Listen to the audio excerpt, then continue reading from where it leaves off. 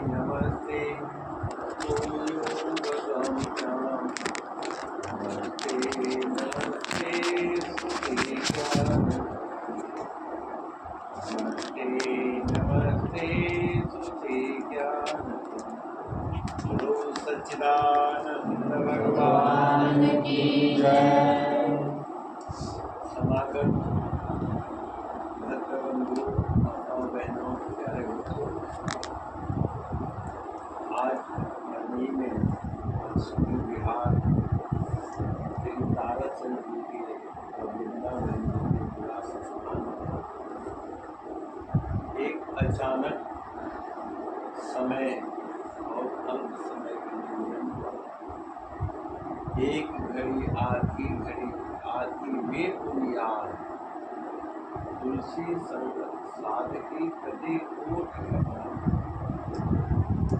आधी घड़ी एक घड़ी कहते हैं, ढाई घड़ी का एक घंटा होता है। एक घड़ी कितने का हुआ?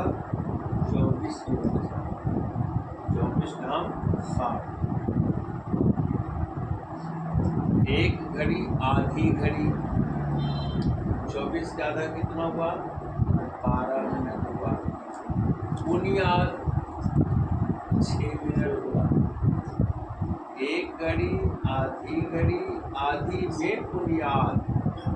तुलसीदास जी का ऐसा कथन है कि इतने देर के लिए भी अगर संत सदगुरु का समागम हो जाए तो करोड़ों जन्मों का अपराध मिट जाता है। यानी अपराध मनुष्य जानबूझ के तो करता नहीं,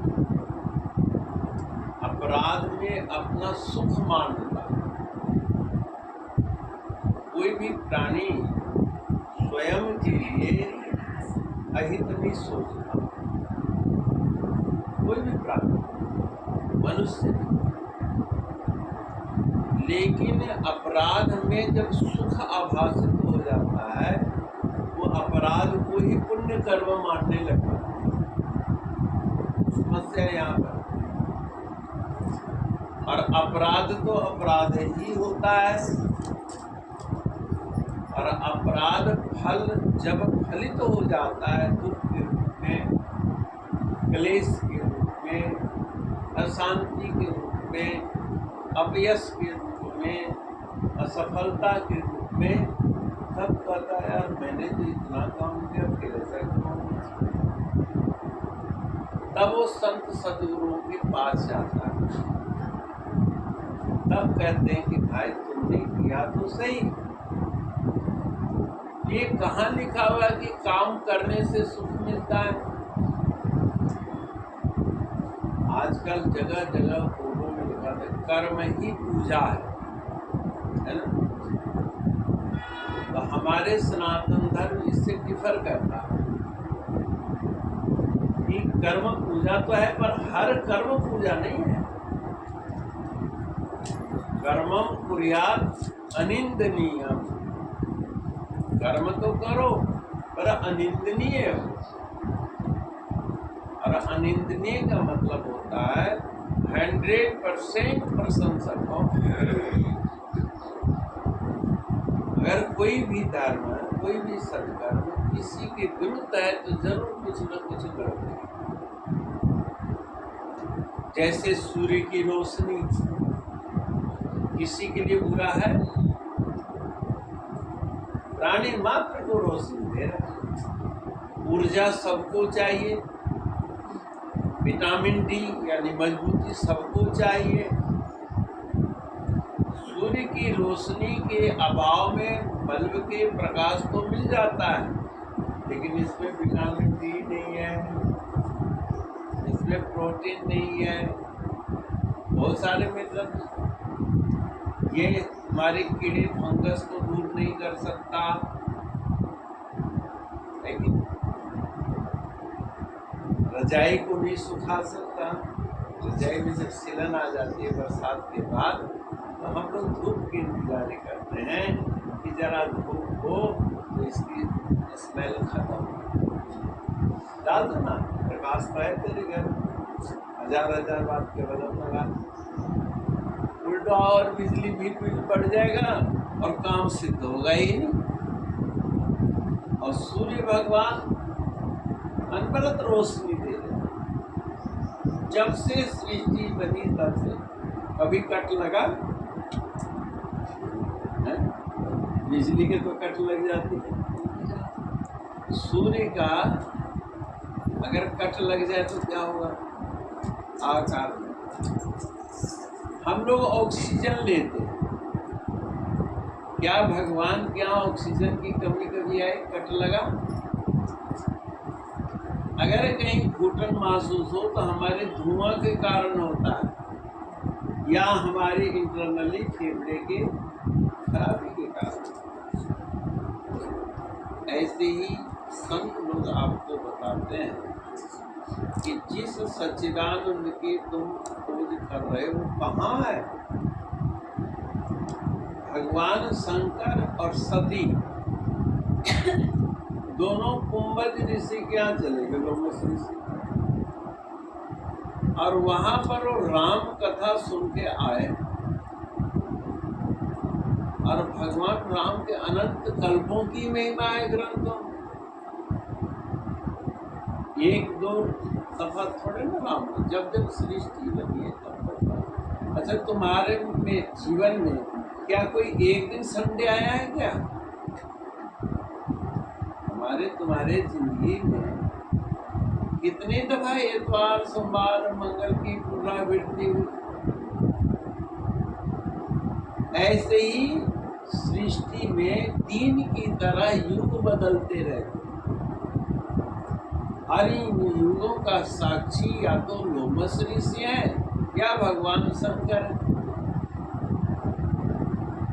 लोमस ऋषि के यहाँ पर कुछ बाल उड़े हुए थे, गंजा हो गया, बाल उड़ रहा। बोले महाराज सारे शरीर में तो रोम रोम है, इतना रोम। बोले जब एक कल्प बीतता है तो मेरा एक बाल झड़ जाता है, एक कल्प। सतयुग त्रेता द्वापर कलयुग एक दफा बीते, इसको एक चतुर्युगी कहते हैं। और कलयुग की आयु 4,32,000 वर्ष है, और द्वापर की कितना हुआ? 8,64,000। ऐसे हर युग में 4,32,000 जोड़ते चले जाओ तो एक चतुर्युगी बनता है। 72 चतुर्युगी बीते तो एक मनवंतर होता है। इसी काल गणना के मुताबिक मनु जी के 100 साल की उम्र होती है, तब इंद्र का 1 वर्ष होता है। ऐसे उनका 100 साल बीतता है, तब ब्रह्मा जी का एक आता है, विष्णु जी का होता है, तब कहीं जाकर एक कल्प, यानी 1000 चतुर्युगी बीत जाए तब ब्रह्मा जी का एक दिन होता है। और ब्रह्मा जी के भी ऐसे 100 साल बीत जाए, विष्णु जी का 100 साल बीत जाए तब एक कल्प होता है। सोचो कितने कैलकुलेटर में दिन जोड़ दिया। तो लोमस ऋषि जी का एक बाल और सारे एक एक बाल उड़ेंगे तब कहीं उनके एक दिन या साल है कोई गढ़। तो शंकर और सती दोनों ही लोमस ऋषि के यहाँ कथा श्रवण करके आ रहे थे, और संयोग से उस युग में भी रामावतार हो रखा है। जिस युग में हम लोग अभी जी रहे हैं ये उस रामावतार के कालगणना में हुआ। और वो राम सीता जी के वियोग में भ्रमण कर रहे हैं, हा सीते कहाँ चले, कहाँ घूमे, आंखों से अश्रु बह रहा है। लक्ष्मण जी के भी आंखों से अश्रु बह रहा है। कैसी विह्वल अवस्था हो। अब मैं अयोध्या को क्या मुख दिखलाऊंगा? अब मैं ससुराल वालों को कि मैं बड़ा बहादुर हूँ, शंकर जी के धनुष को एक चुटकी में तोड़ दिया। ऐसा बहादुर राम अपनी पत्नी की रक्षा नहीं कर पाए। कई प्रकार के ख्याल राम के जीवन में आ रहे और उन उत्तरों को न पा करके वो आके मार के अपना बीवल होकर रो गए। और उसी क्षण राम और शंकर जी और सती जी ने देखा। शंकर जी तो त्रिकालज्ञ है, ये राम तो कभी रोते ही नहीं, ये रोने का ये अभिनय कर रहा है। और उस अभिनयी राम को जो सच्चिदानंद रूप है, यानी इस रोदन में भी जो हंस रहे हैं, उस दुख घड़ी के अंदर भी चित्त के अंदर जो प्रसन्नता है, उस प्रसन्नता में अंतःकरण का दर्शन कर शंकर जी ने हाथ जय सच्चिदानंद जग पावन अस करे मनोजन सावन गुप्त रूप अवतर प्रभु गयो जान सबको। विचार करने लगे कि गयो जान सबको, अगर मैं नजदीक जा करके चरण वंदना करता हूँ, हाल चाल पूछता हूँ, राम जी के अवतार का भेद खुल जाएगा कि शंकर जिसको वंदना करें निश्चय ही राम। और राम उनको कहते हैं सच्चिदानंद, तुम दर्द से करा रहे हो, किसी अभाव से विह्वल हो, और उस समय तुम्हें कहा आपकी खुशी का क्या ठिकाना, अच्छा लगेगा? बताइए, तो मेरे मुख वालों उड़ाने हैं। शंकर जी राम कह सकते थे ना, मैं पत्नी के वियोग में रो रहा हूँ और आपको मैं सच्चिदानंद रूप दिख रहा हूँ। हमारे जैसे होते तो कहीं ताने देते, बोला करो और सोच के बोला करो, समय से बोला करो, मैं तेरे को सच्चिदानंद में जाऊँ। लेकिन राम भी मुस्कुरा के रह गए और शंकर जी की प्रसन्नता पूर्वक अभिवादन किया, क्योंकि सगुण रूप की पराकाष्ठा है। देखो राम का दो स्वरूप है, व्यापक ब्रह्म निरंजन निर्गुण विगत विनोद, सोअज प्रेम भक्ति बस कौशल्या के गोद। राम को में व्यापक, कण कण में व्यापक ब्रह्म है, अत्यंत सूक्ष्म है, व्यापक ब्रह्म निरंजन, और उनके अंदर कोई दोष है ही नहीं, कोई बुराई है ही नहीं, अंजन रहित है, दोष रहित है। विगत विनोद, और हास परिहास से अत्यंत परे। उनके जीवन में क्रीड़ा, मनोरंजन, विगत सब बीता हुआ। सो अज, वह अजन्मा, प्रबल प्रेम भक्ति मनुष्य कृपा के तप के कारण दशरथ कौशल्या, यानी भगवान को प्रकट करने के लिए तप की जरूरत है ना, और वो तप मनुष्य कृपा ने किया, वो तप दशरथ और कौशल्या ने किया। तो भगवान प्रकट कहाँ से हुए? भवन, अग्नि से प्रकट, और अग्नि ही राम है। अब हम लोग जो राम के उपासक हैं, तो किस रूप में? अग्नि स्वरूप ज्योति जलाते हैं, उसी ज्योति से तो भगवान प्रकट हुए। वहां पर हवन कुंड में ज्वाला है और घर में हमारी ज्योति है। दरअसल में हम सनातन धर्मी अग्नि पूजक, और सभी अग्नि पूजक है, प्राणी मात्र अग्नि पूजक है।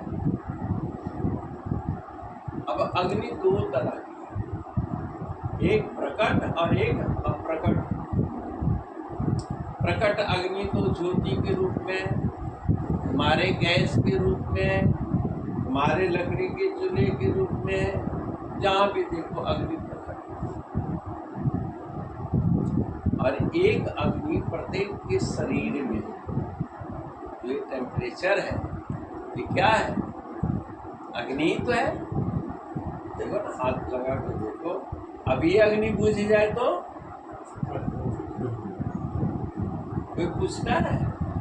कोई भी प्राणी हो जिसके शरीर से राम की ज्योति निकल जाए, जिस ज्योति में प्रभु विराजमान है, उस ज्योति के अभाव को लोग मृतक कहते हैं। चाहे उसको नरक की आग में जला देते हैं अथवा उसको जो है जल में बहा देते हैं या मिट्टी में दबा देते हैं। क्योंकि अब पंचभूत शरीर में जब अग्नि है ही नहीं, क्योंकि पांचों तत्वों को संगठित रखने वाला जो तत्व है वो अग्नि ही तो है ना? तुम कच्चा दूध लाओ और उसको मत दबाओ, फटता है कि दूध को कौन संभालता है भाई? अग्नि तो संभाला। अग्नि एक मूल्यवान वस्तु है। अग्नि हम लोग अप्रत्यक्ष पैरी पहनते हैं, तो जिंदा आदमी कोई तो जिसके अंदर आग जल रही है, प्रज्वलित अग्नि है। जैसे तुम तत्ते तवा पर ही तो रोटी सेकते हो, अब तवा में तो आग दिखती नहीं, आग के संपर्क में जरूर हो। आग जलती है नीचे, रोटी पकती है ऊपर। क्यों? कि लोहा के अंदर ऐसा गुण है, उस अग्नि को अपने लौह कण में व्याप्त कर लेता है कि व्याप्त है। तो जब तक उसमें खास टेम्परेचर में है तब तक रोटी बनाओ। अगर हाई हो जाए तो रोटी जल जाएगी, और कम हो जाए तो रोटी कच्ची रह जाएगी। हमारे शरीर का टेम्परेचर हाई हो जाए तो बुखार हो गया, और लो हो गया तो फिर लो ही होते चले जाए। भगवान मूलतः अग्नि में है, जीवन अग्नि तत्व है। इसलिए प्रत्येक मनुष्य को अपने जीवन में अग्नि उपासना करनी चाहिए और ज्योति के रूप में करना चाहिए। अब ज्योति को अगर तुम देखो तो बिल्कुल शिव पिंडी नजर आती है, अडोल हो, हवा का झोंका ना हो, बिल्कुल प्रज्वलित। और ज्योति को देखो, ज्योति को अपनी आंखों से इस त्रिनेत्र में स्कैन करो। हम लोग खाली कॉपी से स्कैन करते, भजन कीर्तन मोबाइल में डालते स्कैन। लेकिन हम संसार के वासनाओं को तो स्कैन किए हुए हैं। महाराज हम क्यों स्कैन करेंगे? तो तुम देखो आंख बंद करके, मोबाइल खोलो जरा अपना अंदर का, तो जो मैंने फीड कर रखा है फेस में वही तो नजर आएगा और आता है। और जो आपने फीड किया उसको देखना नहीं चाहते। आश्चर्य क्रिया है। स्कैन हमने करी, डायरी हमने नोट करी, लेकिन ये वजन ठीक नहीं, ये वजन ठीक नहीं, ये वजन ठीक नहीं, ये वजन ठीक नहीं, ये दृश्य ठीक नहीं, ये दृश्य ठीक नहीं। अरे ये तो लड़ाई झगड़ा वाला, उसने गाली दी थी, वो बात याद आ गई। तो आपने उसको सेव क्यों किया? सेव नहीं कर। लेकिन नहीं, हमने दुनियादारों को सेव भी किया। तो अब कहते हैं उसको डिलीट करो, और डिलीट हम लोग कर नहीं पाते। वैराग्य के अनासक्त, जो कि कहा निष्काम भक्ति। निष्काम भक्ति जो है वो डिलीट का लक्षण है। जैसे डस्टर से ब्लैक बोर्ड को साफ करके अभी तो दोबारा लिख पढ़ाएगा मास्टर। हम अपने ब्रेन में डस्टिंग नहीं करते, भुलाना ही नहीं चाहते। अगर अकस्मात भूल भी जाए तो 4 बहनें या 4 बंधु इकट्ठे होते हैं, वो गलती से मैं तो भूल गई, जितना याद है 200 नहीं ऐसा नहीं ऐसा सीखा। अब वो राम कहानी एक निगेटिविटी अपने आप दिमाग में तुम टटोल के उसकी गहराई तक चलो। नहीं, गहराई में जाना है तो राम तत्व पे जाओ। जब तुम्हें शंकर की दृष्टि मिल जाएगी तो रोते हुए में भी तुम्हें हंसता हुआ नजर आएगा। रोते हुए में सच्चिदानंद है। रो कौन रहा है? जीवात्मा। जीवात्मा कौन है? सच्चिद आनंद रूप।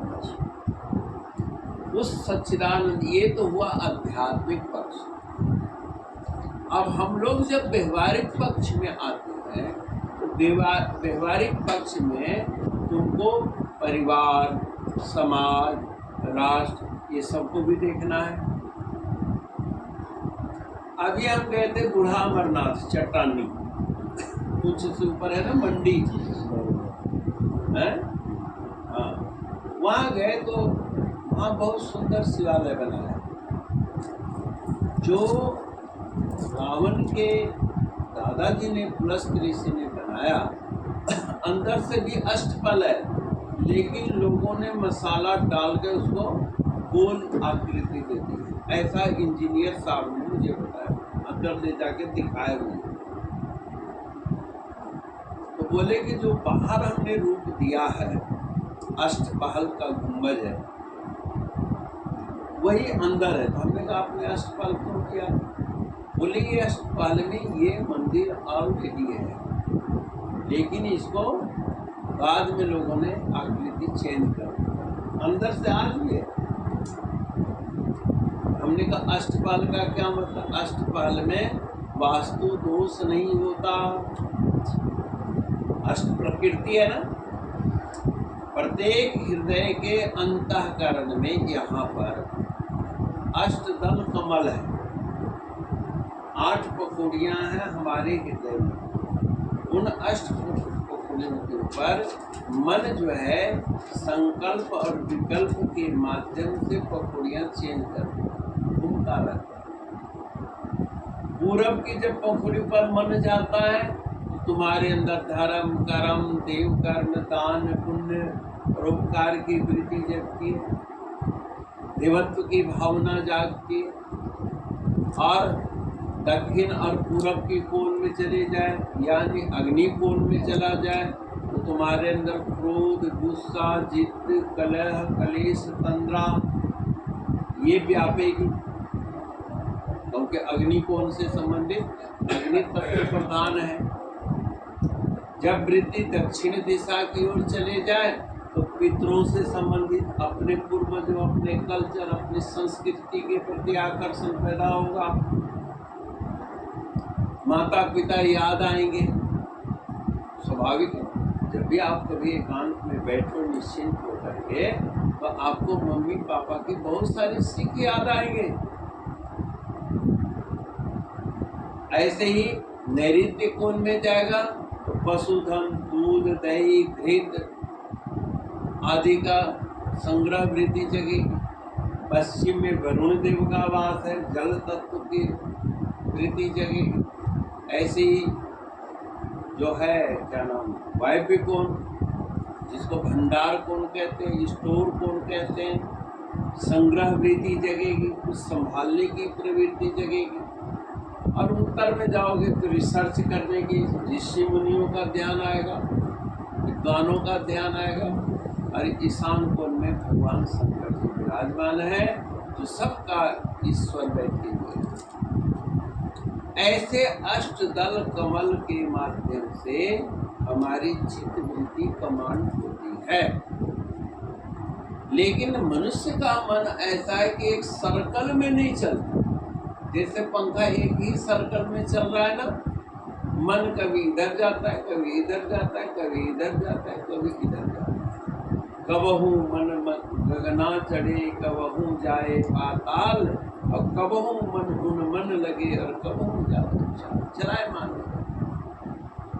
अब इस चंचल मन को कैसे एकाग्र किया?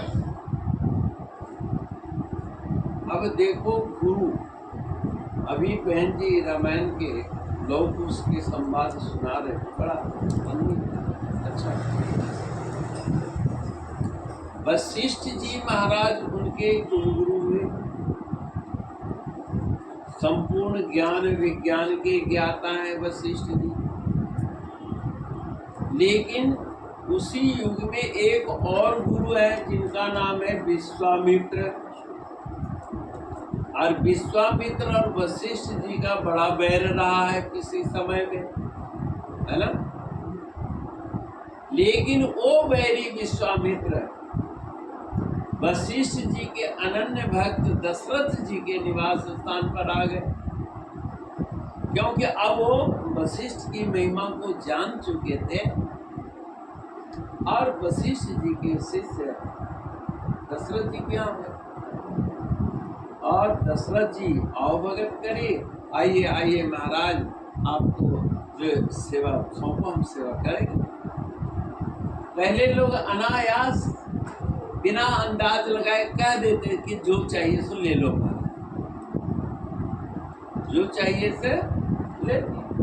एक तो राजा बलि ने कह दिया कि जितनी जमीन लेने हैं 3 पत्थर, जितना मर्जी पांव फैला लो। भगवान ने ऐसा पांव फैलाया सब कुछ। ऐसे भगवान अगर हमारे लेने आ जाए तो कोई भगवान को देगा कुछ? देते तो हैं हम लोग, तन मन धन सब तेरा, कहते तो है तदीय वस्तु गोविंद तुझे समर्पण, लेकिन सचमुच में भगवान लेने के लिए आइज है। नहीं नहीं महाराज, वो तो किताब में लिखा था इसलिए हमने गा दिया। एक बच्ची मेरे आगे भजन गा रही थी, बाह पकड़ लो बनवारी नहीं तो हम डूब जाएंगे, है ना एक बच्ची, बाह पकड़ लो बनवारी नहीं तो हम, जब भजन खत्म हो आ पूरे आ मैं तेरा पाँव पकड़, नहीं ये मम्मी गाती है, मैं नहीं गाती। वो अभी तो गा रहे थे पाँव पकड़ लो।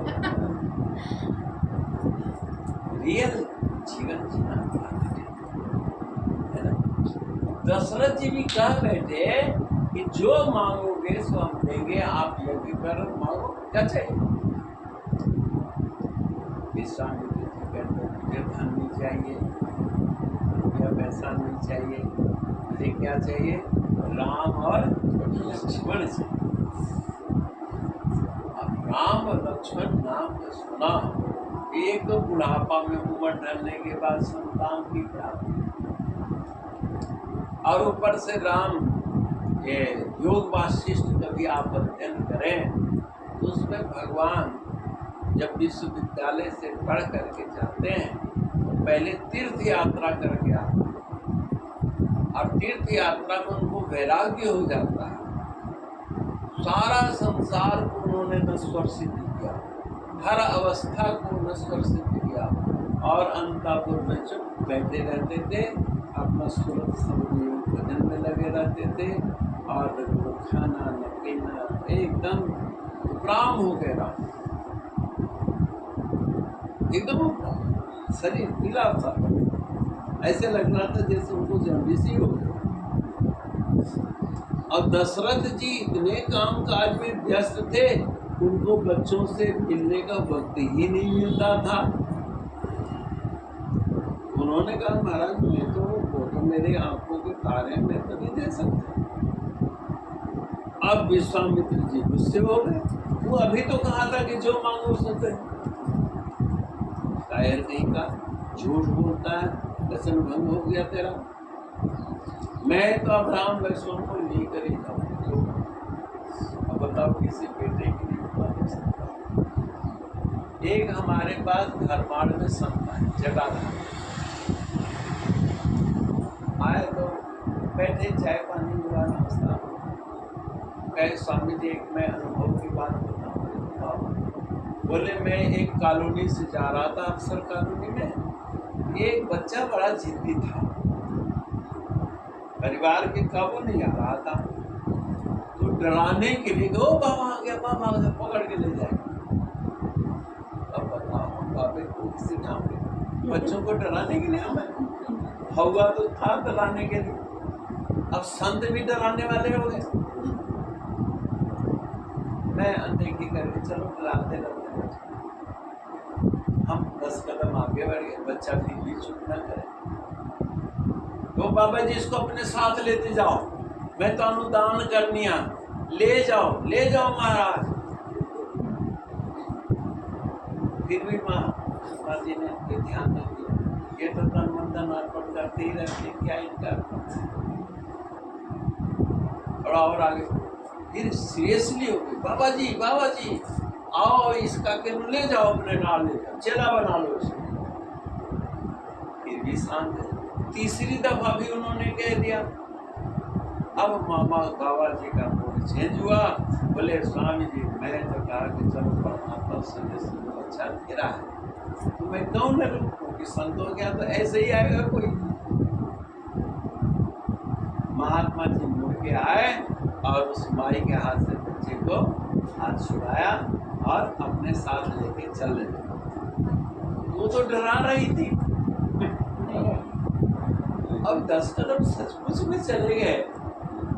अब वो चिल्ला उठी, बचाओ बचाओ मेरे बच्चे को बचाओ, पूरे कॉलोनी कर। सब लोग आए, पहले के अफसरान आ गए, छोटे बड़े हर तबके के लोग आए। बाबा जी बच्चे के को हाथ पकड़े हुए निर्भीक खड़े, जैसे कोई रणभूमि में रणवीर खड़ा हो, खड़े। बोले बाबा जी बच्चे को दे दो, बोले दे। बोले क्यों दो? महाराज जी का बच्चा है। बोले इसने मुझे दान किया, पूछो। 3 पहले तो बच्चे को डराई, फिर मेरे को रोकी, फिर बुलाई, फिर दी, और एक दफा ने 3 दफा दी। अब हमारे तो कोई औलाद होती नहीं बेटा, ऐसे कोई दे देता है, कोई फल देता है, फ्रूट देता है, कोई बच्चा दान कर दिया। मैं भी तो किसी माँ बाप का दान किया वो बच्चा ही हूँ। भाई संत तो जैसे कीट न जाने भृंग को, गुरु कर ले आप समान। कीट जो है भृंगी का प्रजनन शक्ति नहीं होती, कोई भी हरे कीड़े को पकड़ करके भ्रीं भ्रीं भ्रीं करके उसको अपने को बना देता है। संत भी अपने भक्तों के बच्चे जो मिल जाते हैं, अपने भ्रीं भ्रीं करते हैं और शायद संत रूप बन जाए। और सब बड़े बड़े अफसर आए, महाराज साहब वचन वापिस लेते हैं। और बाबा जी अकेले क्या करते, पूरे कॉलोनी के आगे कान में गुरु मंत्र का फूंक हुआ है, और बोले बेटा अभी तो नहीं, लेकिन तुम जब बुढ़े हो जाना 10वीं 11वीं पास करना, फिर शादी करने के लिए मेरे पास आ जाना। यही माँ है ना जो आपको बुला बुला के दे रही, तुम्हें दिया है कि नहीं दिया? वो दिया है।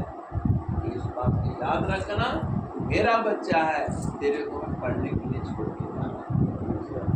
और वो महात्मा जी गए, महाराज 10-12 साल के बाद फिर आ गया। बहुत सारी तो कहने का मतलब, जिन संतों की इतनी महिमा है, आज हम उनके नाम से डराते हैं। और कई ऐसे शुभ संस्कारी होते हैं, रियल में ही संत बन जाते हैं। आज इस सनातन धर्म की रक्षा के लिए संत की परम आवश्यकता है, बहुत आवश्यकता है, क्योंकि सनातन धर्म जो है आज असंगठित है।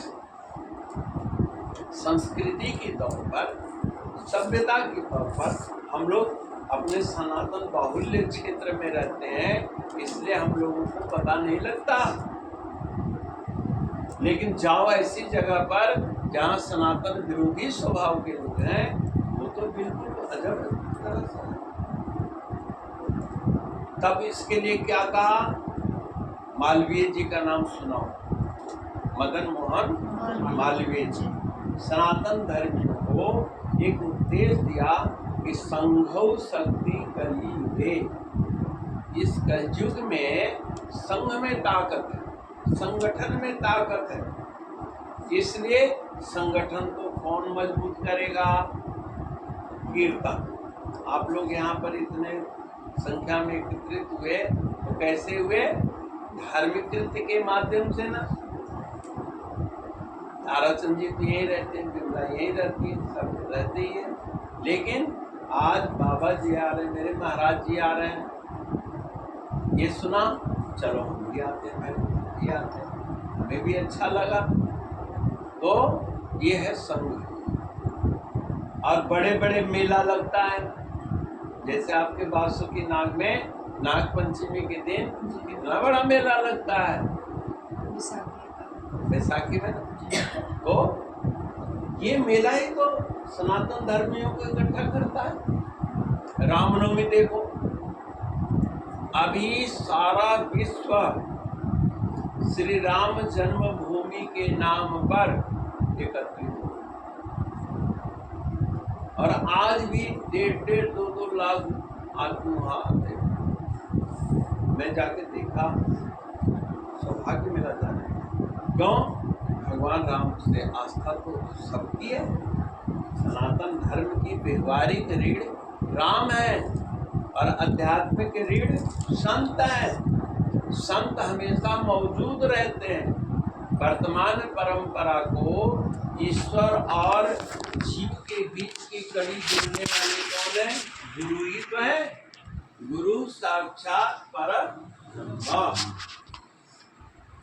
यानी वर्तमान जैसे माँ बाप के बगैर पीढ़ी नहीं चल सकती, माँ बाप के बगैर बच्चों की परवरिश नहीं हो सकती, ऐसे संत गुरु शिष्य के बगैर सनातन धर्म की परवरिश भी नहीं हो सकती है। इसलिए हम लोगों को सनातन धर्म के तहत गुरु भक्ति के माध्यम से आत्मानंद ईश्वर प्राप्ति के लिए चेष्टारत रहनी चाहिए और कर्तव्यों का पालन करते हुए एक आदर्श बच्चे, आदर्श संतान को संस्कारित करके संसार को देना चाहिए, ताकि हमारे बाद भी हमारी संस्कृति, हमारी जोड़ जगती रहे। और हर जगह आज हमारा सॉफ्टवेयर बिगड़ रहा है और हार्डवेयर भी बिगड़ रहा है। बच्चों का सॉफ्टवेयर इसलिए बिगड़ रहा है कि अपने संस्कृति से उनको लगाव नहीं हो रहा है, अपने माता पिता से लगाव नहीं हो रहा है। ये समझो कि हार्डवेयर खराब हो रहा है। तो घरेलू संबंध, सामाजिक संबंध, राष्ट्रीय संबंध ये हार्डवेयर कहलाता है। और संस्कार, संस्कृति, प्रसन्नता, खुशी, संतुष्टि ये सब सॉफ्टवेयर की चीज है। और उसमें हम अगर परफेक्ट हो गए, व्यवहारिक एकता राम क्योंकि विश्वामित्र के साथ, क्योंकि वहाँ हार्डवेयर खराब हो गया था। राक्षस लोग व्यवहारिक सुरक्षा चक्र को तोड़कर यज्ञ विध्वंस कर देते थे। तो हार्डवेयर के मजबूत जंत्र कौन बन गए? राम और लक्ष्मण। और सॉफ्टवेयर को जानते ही थे। फिर भी विश्वामित्र जी ने राम के उस पौरुष को पहचाना और कुछ ऐसे दिव्यास्त्र, ऐसे उनके अंदर प्रोफाइल सेट कर दिया धनुष बाण का, बड़े से बड़े राक्षसों का भी संहार करने में वो समर्थ हो गए। आपके अंदर भी मैं चाहता हूँ कि आपका हार्डवेयर, सॉफ्टवेयर, हार्डवेयर यानी व्यवहारिक पक्ष, सॉफ्टवेयर यानी चिंतन पक्ष, दोनों ही मजबूत हो तो फिर आपका जीवन महान बन जाएगा। और शुभ संकल्प करता हूँ कि आपका जीवन व्यवहारिक सत्ता, आध्यात्मिक सत्ता दोनों ही महान बनो, पराक्रमी बनो, आदर्श बनो। हरिओम। ओम।